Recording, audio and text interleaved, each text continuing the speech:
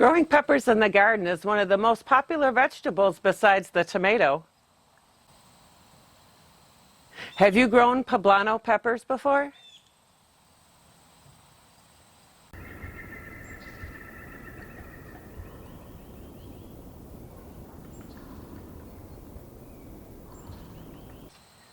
Hi everyone, it's Chris. Welcome or welcome back to Gardening at the Simongetti North.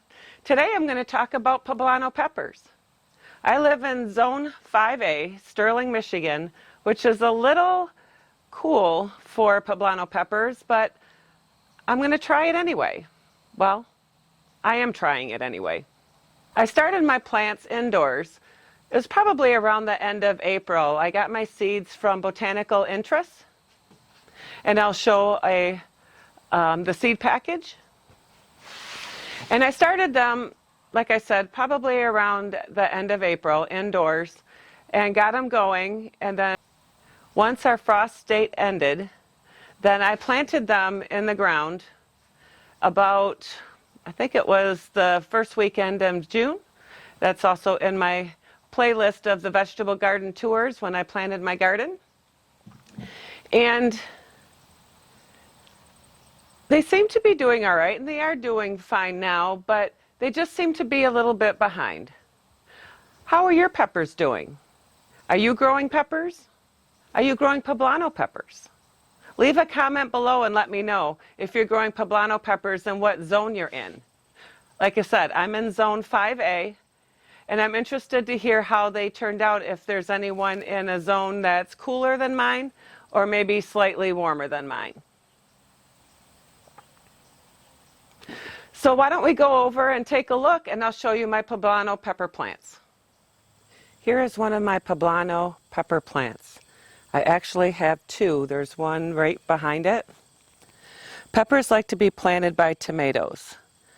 Peppers also have a tendency to cross-pollinate, so if you plant them too close to sweet or hot peppers, those peppers can change their taste, and so you'll want to split up the sweet and hot peppers.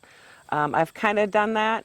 You can see where right in front I have the poblano. The one next to it is the other poblano. The next to the one poblano is sweet pepper, and then I have another sweet pepper behind that, and then I have two hot peppers. So the one medium hot pepper might cross-pollinate with one of the sweet peppers, but that's okay. I like spicy stuff. Peppers are also excellent container plants. Then you don't have to worry about any cross-pollination. Peppers, like the tomato, if temperatures get too hot, 90+ degrees, the plants will drop its flowers.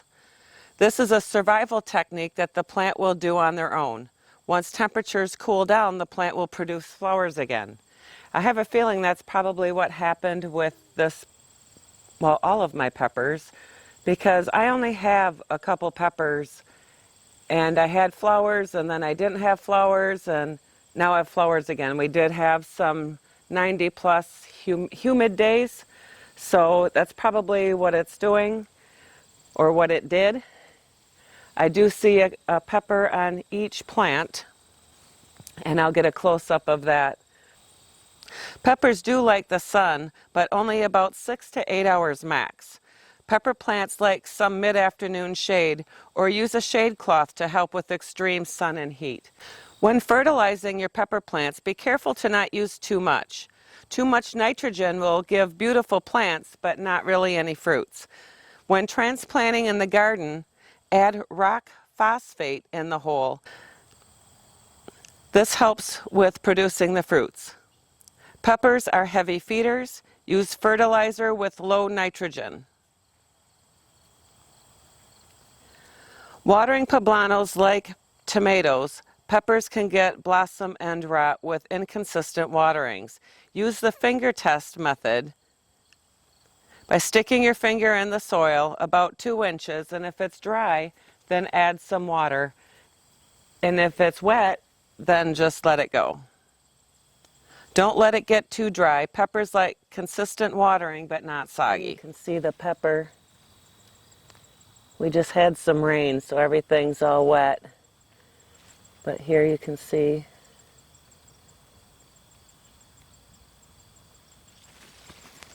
Did you know peppers are perennials? You can actually overwinter this plant. But being in Sterling, Michigan in Zone 5A, I would have to dig it out of the ground and take it indoors. But you would trim this down to about 2/3 of the size of the plant, the smallest pot possible for it to all fit in. Use indoor soil and then bring it indoors. Give it a good watering. You can also give it a little fertilizer, a slow release fertilizer, and then just put it somewhere where it just gets some daylight and not too much heat, and just let it go. And then just check it once in a while, and if it's too dry, then just give it a little bit of water. And when you start seeing growth on it in the spring, then just bring it outside and start hardening it off. And then you can either put it back in the ground, or you can put it in a container. Peppers are great container plants.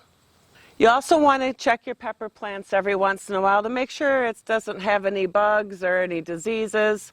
I've been pretty lucky with my pepper plants. Not so much with some of my other stuff, but the pepper plants have been doing pretty good as far as that goes. So what do you think of my Poblano pepper plants? That one is doing really good. It's pretty big, and I only got one pepper on it, but there's several getting ready to sprout, so we'll see. We'll see how many I actually get. I think I might try to overwinter that one plant. You do got to trim it down quite a bit. You know, once I said 2/3 of the plant's got to get cut down, and then the majority of the leaves also need to come off as well, so it doesn't try to keep the leaves alive. So that's why you want to try to get rid of the majority of the leaves and then put it indoors. Or if you're in a warmer climate, like somewhere that it doesn't get frost at night or freeze at night, you can just keep it in the ground and it'll overwinter and it'll be ready to go in the spring for you, which your spring is a lot earlier than mine. Or, you know, if you do get a frost, then you'll want to either make it a container plant or dig it out of your garden and then take it indoors for the winter, like I explained earlier. Do you like garden tours?